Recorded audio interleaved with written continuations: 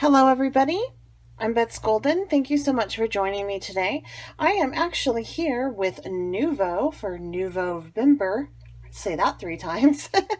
And I'm going to be playing with some embossing powder and the embossing pad. It's the clear mark, and so this is basically a clear pigmented pad that is created to emboss with. I'm going to show you a couple different ways that you can use embossing powder. The first way is quite simple. It's going to be your stamps, which this is fun to do, and I'm going to show you why I like to stamp with embossing, what I use it for. I not only use it for my sentiments, but I also like to use it to do pigmented powder in, because when you emboss, what that does is it allows the color to pool around the image, so you never lose your beautiful image in the pigmented powder. So it's pretty cool. So that's what we're going to do first. I'm just going to, I took some stamps from the October The Hedgehog Hollows box. These are by Ink Road, and this is in the October box, and they're perfect for, I think, with these colors. I'm actually going to use white on this to just show you how this works. And you're just going to ink up your stamps. Since I am using a Caesar cling foam, I am going to put a piece of foam under my stamped image so I can make sure I get a nice clear crisp image. So I'm going to stamp on this.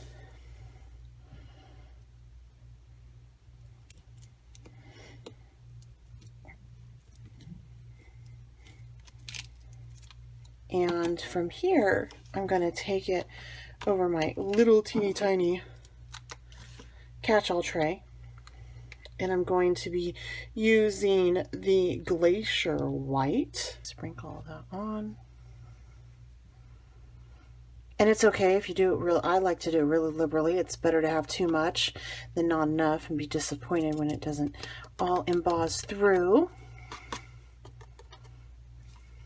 Set that aside for a minute, and we're just going to heat set this. And you'll know that it's heat set when it gets shiny.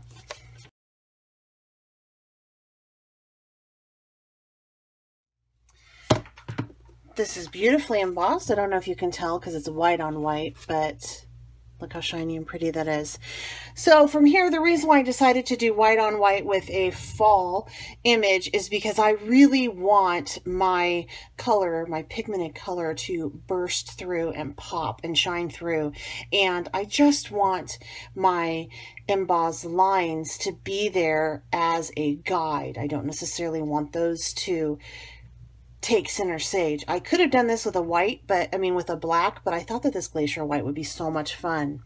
Now I'm just going to lay out some powdered pigment all over in a couple different fall colors. Quite a bit of powder that I laid out, so I'm going to go ahead and just mist it down.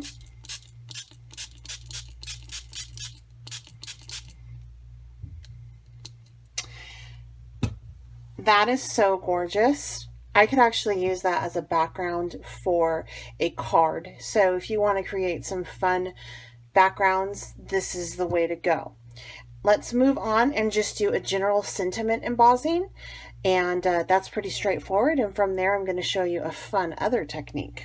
I'm going to just do a simple stamping with your sentiment. This is often used. People love to have that beautiful shiny image for their sentiment. But I'm going to amp it up just a little bit in that I'm going to use both of these colors on my sentiment. And the colors are going to be the classic gold as well as the copper blush. So the first thing you do is you're just going to ink this up once, and you're going to start either on 1/2 because you don't want to waste it. And you'll see what I mean, because I'm just inking this up once, and I'm going to use both of my powders on it.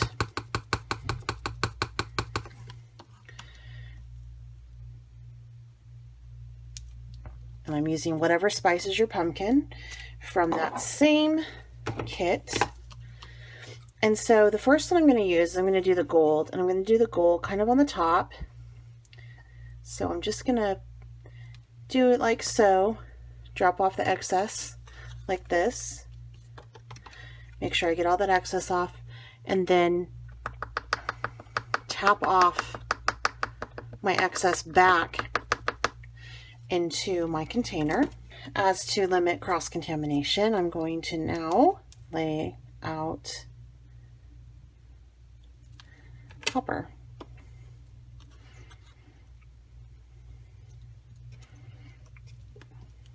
And I'm ready to heat set. And that's how you just create a beautiful sentiment that is shiny and gorgeous with some texture to it. Put up and use 2 embossing powders. So from here, I want to show you another way that you can make a background using 3 embossing techniques. The first embossing technique we're going to use is going to be with my embossing folder and my Cuttlebug.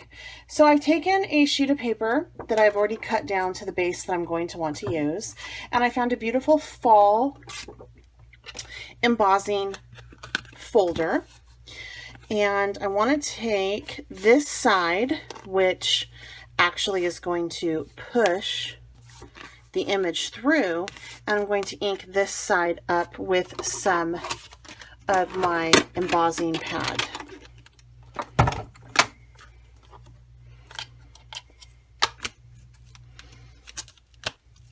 So just like you would do a stamp, you don't want to really rub it in because you will tear up your foam pad.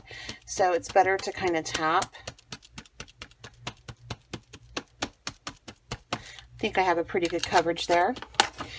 And now I'm going to run it through my Cuttlebug just like I would if I were embossing anything.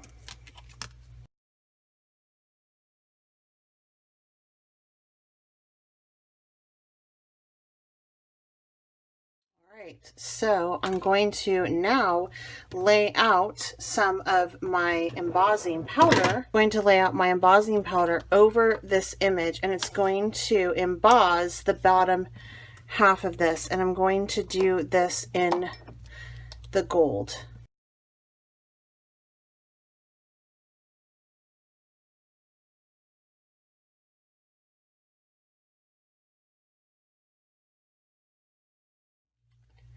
Look how pretty that is. You could leave this alone at this point and go ahead and assemble your card or your background. However, I want to emboss it a third time. And how I'm going to do that is when I embossed it this time, it embossed the flat areas. So I'm going to emboss the raised areas. So I'm going to very gently tap the top. And it's not going to get all of it because I have to be gentle. I don't want to get the bottom when I just embossed.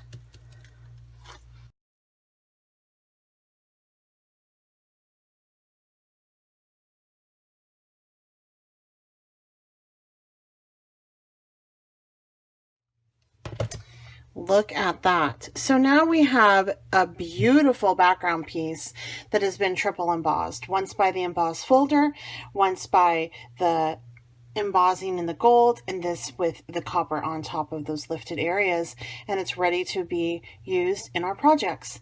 I want to give you one more hint about embossing powder before we end this video, and that is how to keep from cross-contaminating your tray with your powder, because realistically speaking, you're going to have several powders and you're only going to have one tray.